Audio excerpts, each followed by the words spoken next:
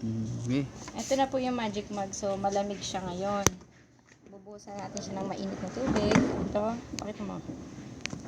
Yan. Okay. Malubog na tubig daw. Mainit.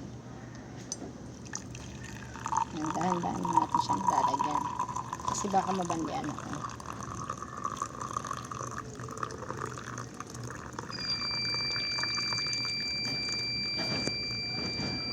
Yan, panoorin niyo lang po yung magiging ano.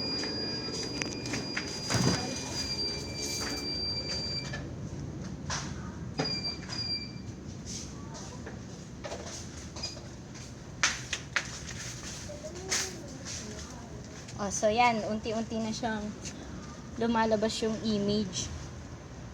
Hanggang sa ano na yan, lahat nakita. Ito, ikot natin.